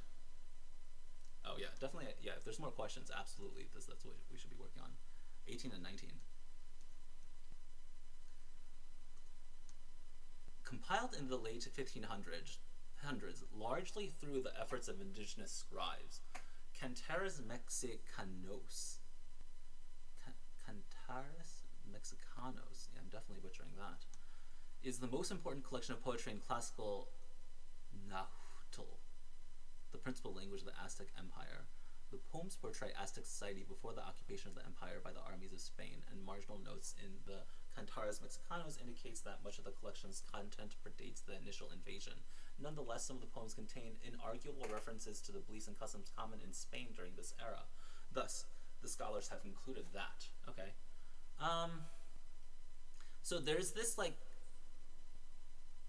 compilation of Aztec poetry. And even though the claim is that most of it comes from before the Spanish influence, if you actually read it, they're saying the poem contains inarguable references to the beliefs and customs of Spain. So it seems like definitely at least some of these poems are heavily influenced by the Spanish Empire. Okay? And we want to complete this text. Some scholars have concluded that A, while its contents largely predates the invasion, Cantares Mexicanos also contains additions made after the invasion. A seems very reasonable to me. Although those who compiled Cantares Mexicanos were fluent in Nahuatl, they had limited knowledge of the Spanish language. This is unrelated. Yeah, before the invasion by Spain, the poets of the Aztec Empire borrowed the literary traditions from other societies. That seems almost impossible. How would they know about the Aztec Empire did not know about Spain until the Spanish showed up on the boats. It doesn't make sense. The references to the beliefs and customs in Spain should be attributed to the coincidental resemblances between the society of Spain and the Aztec Empire. What does this mean? The references to beliefs and customs in Spain should be attributed to a coincidental resemblance. Yeah, so here they're saying it's just by chance. But D contradicts this sentence that the poems contain inarguable references. They're saying that it's irrefutable that these references do not come from Spain. It's obvious references to Spanish culture.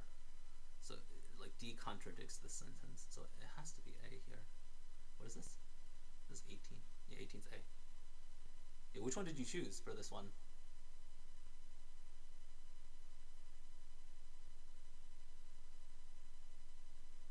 Yeah, maybe hopefully you know what predates means. Predates means comes before. Oh, you switched to D last minute. Unfortunate. Yeah, definitely my advice would be just go with your, especially when you're practicing, just go with your first instinct, and then, definitely, second guessing yourself, I feel like it takes a lot of time. Honestly, I think the correct way to study is to go with your gut instinct first, and then if it's wrong, you have to fix it afterwards. Obviously in the real test, definitely you want to get the answer correct no matter what, right? But hopefully by the time that you're in the real test, you'll have lots of experience, when your instincts are correct and when your instincts are wrong. But definitely in general, I think going with your first guess is pretty good for most people. The 19, in a study of, definitely I've met people where they just have an awful instinct for the PSAT or the SAT. That definitely also happens. But then you just have to realize your instincts are not good for the PSAT. But I would say definitely it's more common that the first instinct is correct rather than wrong. In a study of cognitive abilities of white-faced Capuchin monkeys, God, I don't know how much I want to go into the details about the people I worked with, but definitely the example for me that I used to work with this girl way back in the day, 2018, she was one of my first students. And it happens with a certain type of girls. And she grew up in a super rich family, and she was also disabled. Like, she had to wear hearing aids, and she was like mostly deaf. And the other problem was that like she looked like a model. She was gorgeous. So you could definitely tell that this girl went through her entire life just like nodding and smiling, and like everyone just like gave her a pass because not only was she disabled, she was gorgeous, right? And this type of person, when they take that PSAT, they are totally lost. It's just like, this girl, it was incredible. We worked together for like 6 months, and her instincts for the SAT were so bad that she consistently scored less than probability.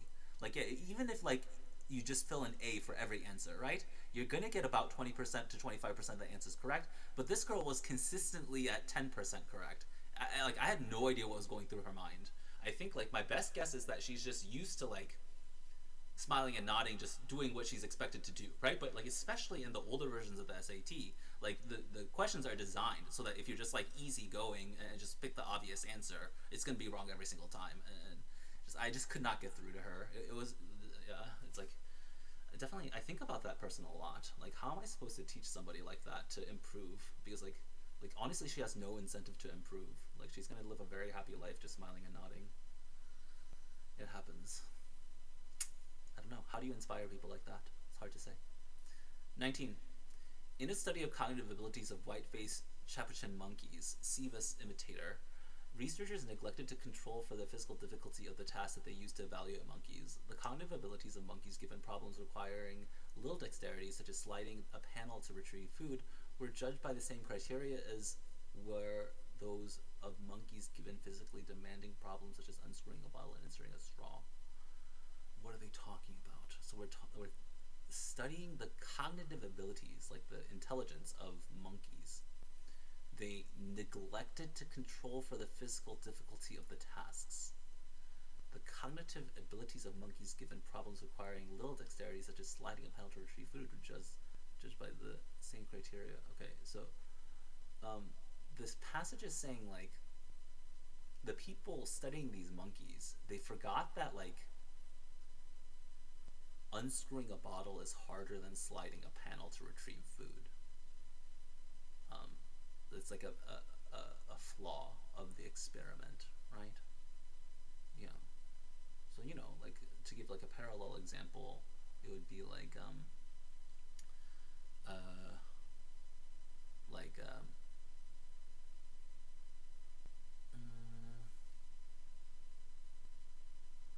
like if you buried some treasure under the ground versus there is a series of doors that you need to unlock to get to the treasure, right? So you might think like,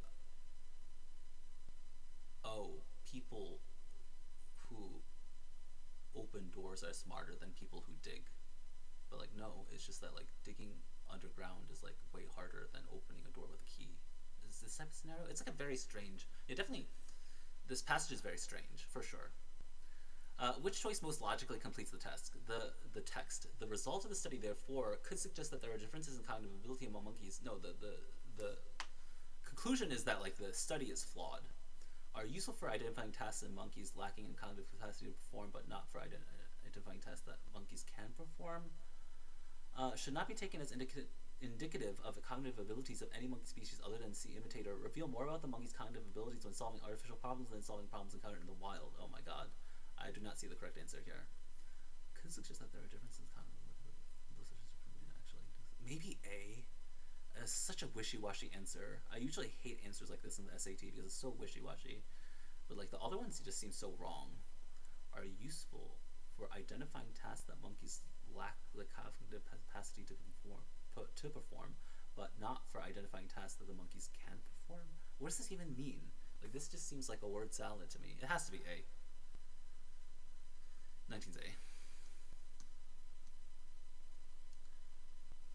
Like, these other choices are just like so bonkers, ridiculous. Like, the results of the study are useful for identifying tasks that the monkeys lack the cognitive capacity to perform, but not for identifying tasks that monkeys can perform.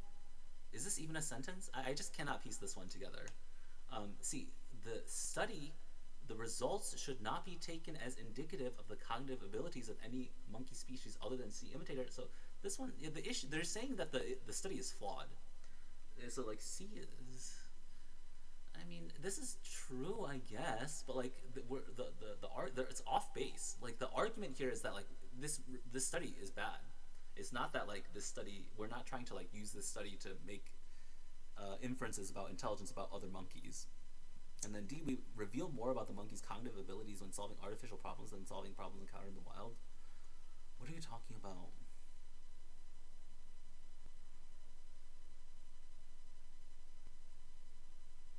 It just doesn't connect for me. This sentence and like the rest of the passage is just not directly connected. Yeah, this is a really unfortunate question, but I think like for me, yeah, the reason why I'm picking gay is like the other three just don't make sense. I just don't understand what A, B, C, and D have to do with anything. Let's see what the SAT has to say.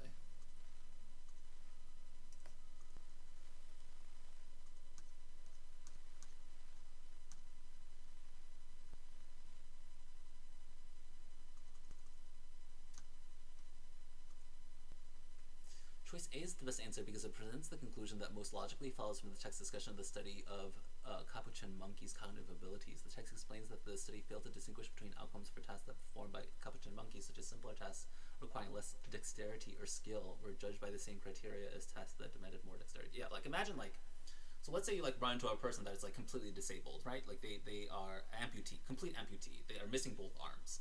And then you sit them down to play some chess on a board, right? Like maybe this person's amazing at chess, right? But they just literally don't have hands. Like this type of situation. It's like you're forcing someone to demonstrate their chess skill in a situation where they can't play chess. Like, yeah, definitely, like, you know, maybe if they play on an iPad, like they're amazing. But you will never know that because you didn't give them the correct environment to excel. Yeah, this is what we're talking about, kind of. Because the study didn't account for this discrepancy, the researchers might have assumed that the observed differences in performance were due to the abilities of the monkeys rather than the complexity of the task. In other words, the research may suggest cognitive differences among monkeys even though such difference may not really exist, right? Yeah. Yeah, so you're trying to figure out who's better at chess, right? But like, one person doesn't have arms. And the other person does. Obviously the person with arms is going to do better at the chess in an actual physical board. But maybe like if you play like by verbally, like just giving orders, or maybe like through some other, like an iPad, maybe the other person would be better at chess. I don't know. It's kind of an unsavory example. Your choice B is incorrect because the text focuses on the fact that the tasks assigned to the capuchin monkeys in the study varied in difficulty and that variety wasn't taken into consideration. The text doesn't suggest that capuchin monkeys couldn't perform certain tasks, just that some tasks were more difficult to do.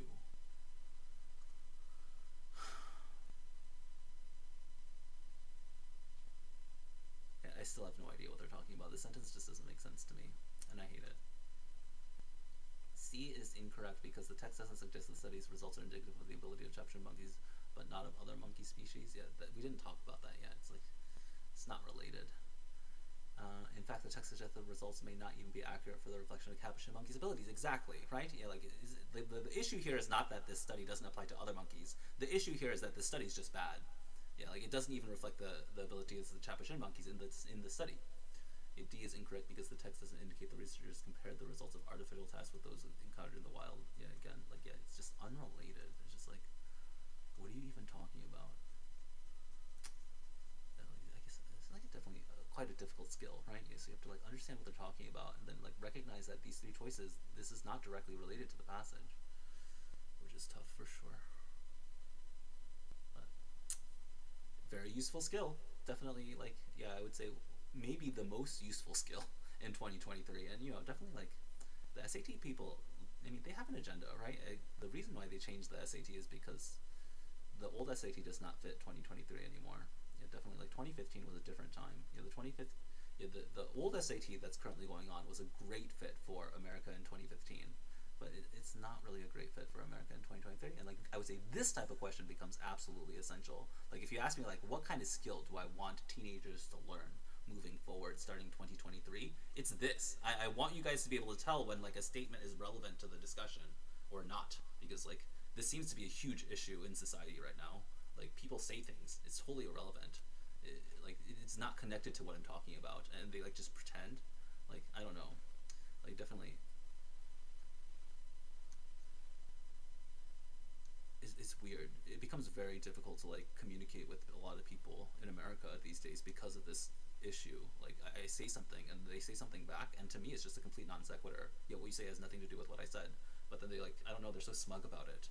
Like they feel like checkmate atheist situation. It's like it's not a checkmate atheist situation. You're just speaking nonsense.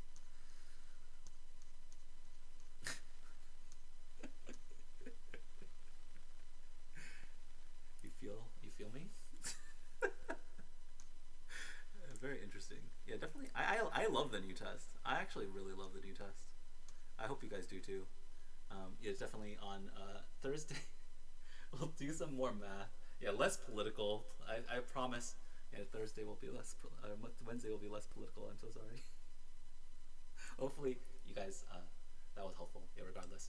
Yeah, definitely I enjoy working with you guys. I'll see you guys again on Wednesday. Have a fantastic evening.